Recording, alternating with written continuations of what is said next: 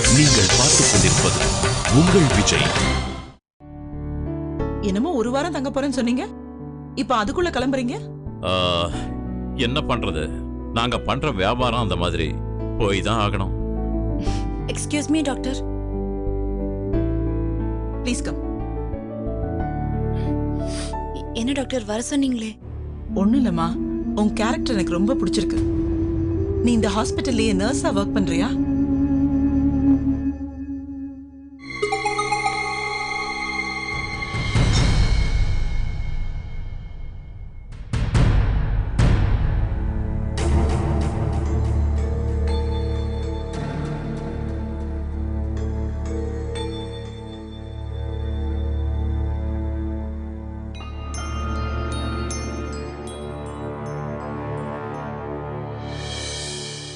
என்னம்மா யோசிக்கிற?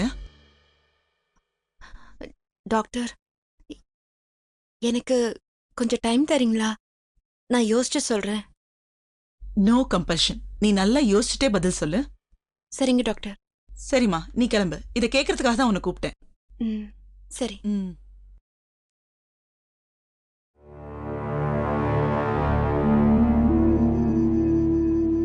என்னங்க அந்த பொண்ணையே பார்த்துட்டு இருக்கீங்க? ஆமா, இந்த பொண்ணு யாரு? பாவங்க அந்த பொண்ணு. அவளை பத்தி இப்பதான் கேள்விப்பட்டேன். கேட்கவே ரொம்ப பாவமா இருந்துச்சு. அம்மா அப்பா இல்லாத அனாதை. பேர் என்ன? ஷாலினி. கரெக்ட். ஏங்க நீங்க டென்ஷன் ஆறீங்க? ஆமா, இவ எப்படி இங்க வந்தா? பிறந்த உடனே அவங்க அம்மா தூக்கி போட்டுட்டா. 4 வயசு வரைக்கும் எங்கேயோ இருந்திருக்கா. அதுக்கப்புறமும் நல்ல இடத்துலதான் வளர்ந்திருக்கா. ஆனா அங்க என்ன பிரச்சனையோ தெரியல, வீட்டை விட்டு ஓடி வந்துட்டா. என்னோட பேஷண்ட் ஒருத்தர் தான் அவளுக்கு அடைக்கலம் கொடுத்து வச்சிருக்காரு. ஆனா பாவம் நல்ல பொண்ணா இருக்காளேன்னு ஹெல்ப் பண்ணலான்னு வேலைக்கு கூப்பிட்டேன். யோசிச்சு சொல்றேன்னு போயிருக்கா. ஓகே, அந்த பொண்ணை எப்படியாவது வேலையில சேர்த்துக்கிட்டு உன் பாதுகாப்புலயே வச்சுக்க. என்னங்க சொல்றீங்க? அந்த பொண்ணு மேல உங்களுக்கு என்ன இவ்ளோ அக்கறை? அந்த பொண்ணு யாருன்னு தெரிஞ்சா உனக்கும் தானா அக்கறை வந்துடும். அந்த பொண்ணுக்கே அவ அப்பா அம்மா யாருன்னு தெரியல. அப்புறம் அந்த பொண்ணை பத்தி உங்களுக்கு என்ன தெரியும்? எல்லாமே தெரியும். அந்த பொண்ணோட அப்பா அம்மா யாருன்னு உனக்கும் தெரியும், எனக்கும் தெரியும், அவளோட தாத்தாவுக்கும் தெரியும். என்னங்க சொல்றீங்க? நீங்க சொல்றது ஒண்ணும் எனக்கு புரியல. இத பார்க்கமல, அந்த பொண்ணோட அம்மா வேற யாரும் இல்ல, உன் கூட படிச்சால அந்த ஜெயந்தி தான்.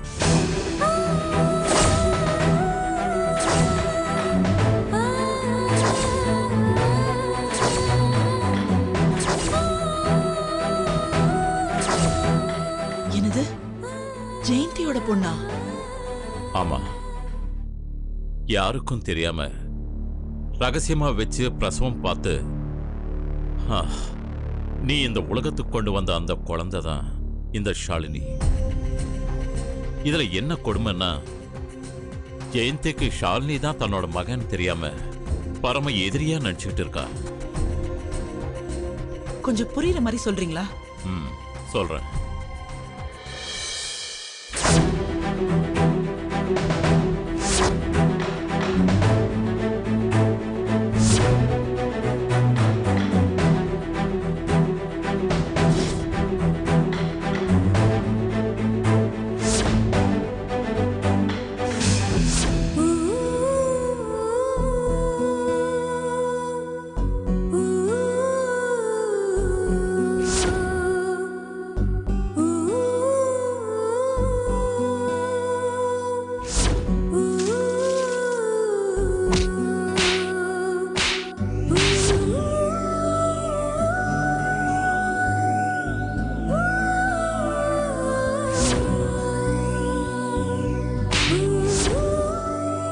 இந்த பொண்ணோட வாழ்க்கையில இவ்ளோ சோகமா? ஆமா, ஷாலினி இனிமே உன்னோட பாதுகாப்புலயே இருக்கட்டும். நான் அங்க அவ சம்பந்தப்பட்ட பிரச்சனை எல்லாம் முடிஞ்சதுக்கு அப்புறம் உனக்கு சொல்றேன். அப்ப அனுப்பி வச்சா போதும். ஷாலினி இனிமே பத்திரமா பாத்துக்க வேண்டியது என் பொறுப்பு. குட். சரி, எனக்கு டைம் ஆச்சு, நான் கிளம்புறேன். ம். இருங்க, நானும் வரேன். ம்.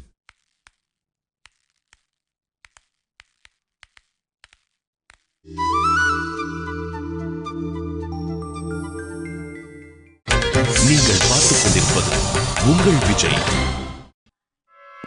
நோ டிபார்ட்மெண்ட்டுக்கு லா அண்ட் ஆர்டர் தாங்க முக்கியம். எந்த ஹையர் அத்தாரிட்டி இன்ஃப்ளூயன்ஸ் இருந்தாலும் ரூல்ஸை பிரேக் பண்ணக்கூடாது சார். போலீஸ் உங்க நண்பன் சொன்னா மட்டும் போதாது. பப்ளிக் அந்த நம்பிக்கை நம்ம மேல வரணும். வர்ற மாதிரி நடந்துக்குங்க. ஓகே, வைங்க போன வைங்க. முத்துப்பாண்டி சார். விஏ அன்பரசனுடைய மர்டர் கேஸை நீங்க தானே டீல் பண்றீங்க? Yes sir. கேஸ் என்ன பொசிஷன்ல இருக்கு? அக்யூஸ்ட் அரெஸ்ட் பண்ணிட்டீங்களா? இல்ல சார்.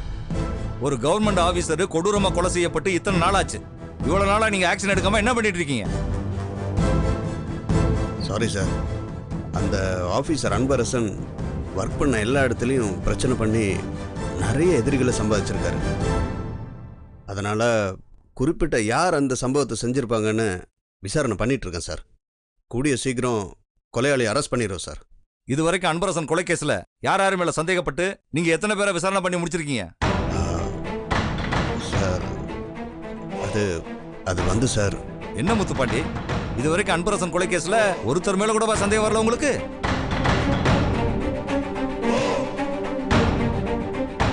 கர்ணனோட கவச குண்டல மாதிரி போலீஸ்காரங்களுக்கு சந்தேகன்றது கூட பிறந்த குணமா இருக்கணும். அப்பதானே அக்யூஸ்ட ஈஸியா பிடிக்க முடியும்.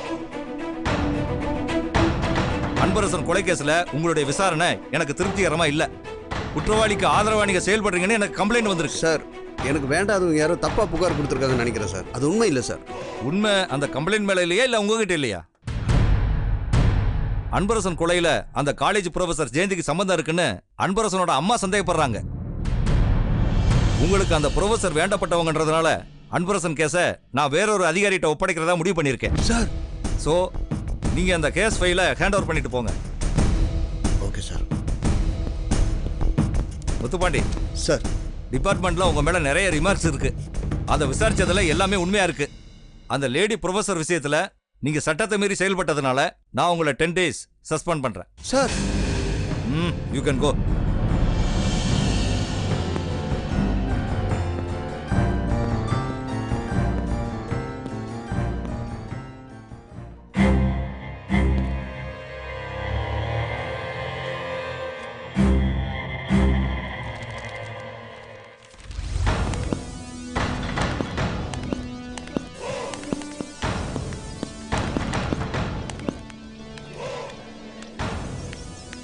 Excuse me madam. Yes. Mrs Jayanthi Prabhakar எங்க இருக்காங்க? ஸ்டாஃப் ரூம்ல இருக்காங்க. ஸ்டாஃப் ரூம் எங்க இருக்கு? வாங்க சார் போலாம். Thank you. இதோ மேடமே வராங்க.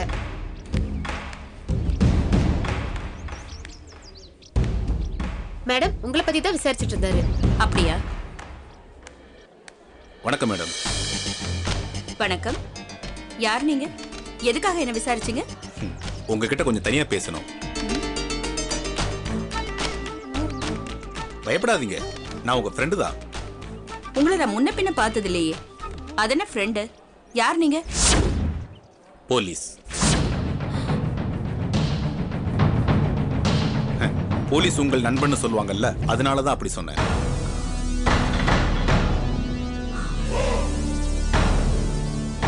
I am inspector Pandiraj. வாங்க.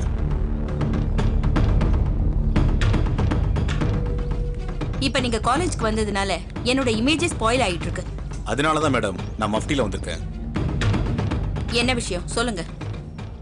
வில்லேஜ் ஆபீசர் அன்பரசன் கொலை விஷயமா சில விஷயங்களை உங்ககிட்ட என்கொயரி பண்ணணும். என்கொயரியா?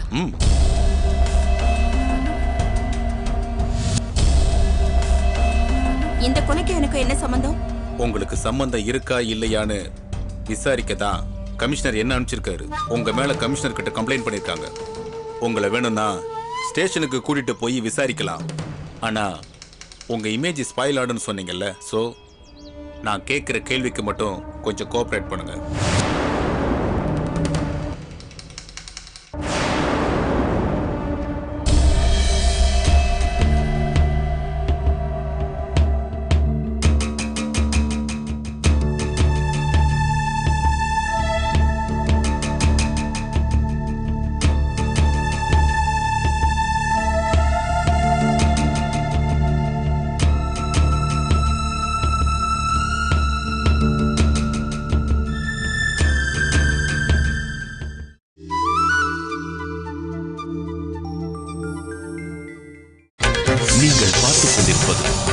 உங்கள் விஜய். எங்க ம். அவ அனாதை நினைச்சு பாசம் வச்சீங்க. ம். இப்ப என்னாச்சு பாத்தீங்களா? நீங்க செஞ்ச நல்லதையெல்லாம் அவ மறந்துட்டு ஓடி போயிட்டா. அவ எங்க போனா என்ன ஆனா உங்களுக்கு என்னங்க? அவளையே நினைச்சு கவலைப்பட்டு இப்படி உடம்ப கெடுத்துக்கிறீங்க. இந்தாங்க. என்ன கற்பகம், உன் நெஞ்சில கொஞ்சம் கூட ஈரம் இல்லையா? ம்? நம்ம அமலா இந்த மாதிரி காணாம போயிருந்தா நீ இப்படியெல்லாம் பேசுவியா? ஏங்க, அமலாவும் அவளும் ஒண்ணாங்க? ஒண்ணுதான் கற்பகம். ஷாலினி தான் ஜெயந்தி வயத்துல பிறந்த முதல் பொண்ணு. அவ தான் நம்ம முதல் பேத்தின்னு தெரிஞ்சா நீ இந்த மாதிரிலாம் பேச மாட்ட.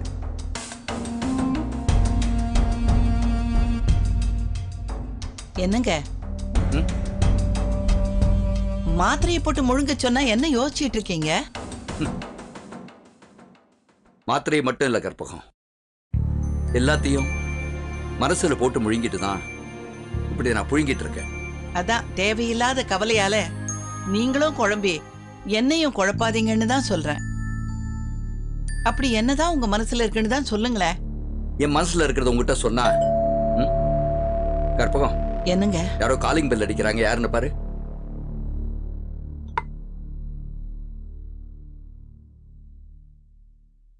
அம்மா. தனசேகர் பாப்பா. வணக்கம்மா. எப்படி இருக்க? நல்லா இருக்கியா? நல்லா இருக்கேன். நீங்க எப்படி இருக்கீங்க? நான் நல்லா இருக்கேன்பா. அவர் தான் உடம்பு சரியில்லாம இருக்காரு. என்னாச்சுமா சாருக்கு? என்ன ஆகணும்? தேவையில்லாத பிரச்சனையெல்லாம் மனசுக்குள்ள போட்டுக்கிட்டு அவர் உடம்ப கெடுத்து படுத்துக்கிட்டு இருக்காருப்பா. நீ தான் அவருக்கு ஒரு 4 வார்த்தை எடுத்து சொல்லணும். வா. வாங்கம்மா. என்னங்க, யார் வந்திருக்கான்னு பாருங்க. வாதனா, என்னாச்சு சார் உங்களுக்கு? ஒன்னும் இல்லப்பா, பார்த்து கொஞ்சம் பிரஷர் அதிகமாயிடுச்சு. ஓ, டாக்டர் மாத்திரை கொடுத்துருக்காரு. I am all right now. நீயே சொல்லு தனசேகர், அந்த ஷாலினி பொண்ணு காணாம போனதை நினைச்சு கவலைப்பட்டு தான் இப்படி முடியாம படுத்து கிடக்குறாரு. அவ என்ன நமக்கு ஒட்டா உறவா, இல்ல சொந்தமா பந்தமா? நான் ஏதாவது சொன்னா அமலாவையும் ஷாலினியும் ஒன்னா வச்சு பேசுறாருப்பா. நீயே நியாயத்தை சொல்லுப்பா. ஜெயந்தி வயித்துல பிறந்த அமலாவும் பெத்தவங்க யாருன்னே தெரியாத ஷாலினியும் ஒன்னாப்பா? போறோம் கற்போம், நீ முதல்ல உள்ள போய் தனாவுக்கு காஃபி டீ ஏதாவது எடுத்துட்டு வா. போ. பாத்தியா தம்பி, நான் ஏதாவது சொல்ல வந்தா என் வாயை அடைச்சு வெளியில அனுப்பிச்சிடுறாரு. கற்பகம், நீ சொல்ற வார்த்தையில எனக்கு ஆறுதலா இருக்கணும். அதை விட்டுட்டு இப்படி ஆதங்கத்தையே கொட்டிக்கிட்டு இருந்தா எப்படி? பேசலிங்க, இனிமே பேசல. உங்களுக்கு பிடிக்காத எதையுமே பேச மாட்டேங்க. பாத்தியா தானா, ஷாலினியும் அமலா மாதிரியே ஜெயந்திக்கு பிறந்த பொண்ணுன்னு தெரியாம என்ன பேச்சு பேசுற பாத்தியா? இப்போ ஷாலினி காணாம போன கவலையை விட கற்பகம் பேசுற பேச்சை கேட்டாதான் மனசுக்கு ரொம்ப கஷ்டமா இருக்கு. கவலைப்படாதீங்க சார். உங்க கவலைக்கு நான் நல்ல மருந்தோடு தான் வந்திருக்கேன். என்ன தானே சொல்ற?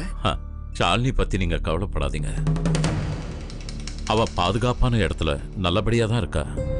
தானா, உண்மையாத்தான் சொல்றியா? இல்ல என்ன ஆறுதல் படுத்துறதுக்காக சொல்றியா? உங்களை ஆறுதல் படுத்துறதுக்காக சொல்லல சார். ஷாலினிய நேர்ல பார்த்துட்டு வந்துதான் சொல்றேன். ஷாலினி பாத்தியா? எங்க தானா, எப்ப பார்த்த? என் வைஃபோட ஹாஸ்பிட்டல்ல தான் சார். என்ன ஆச்சு அவளுக்கு? எதுக்கு ஹாஸ்பிட்டல் போனா? பதறாதீங்க, ஷாலினிக்கு ஒன்றும் ஆகல. எல்லாத்தையும் விவரமா சொல்றேன். என் வைஃபை பார்க்கறதுக்காக நான் திருச்சி போயிருந்தேன் சார். அந்த ஹாஸ்பிட்டல்ல ஷாலினியை பார்த்தேன்.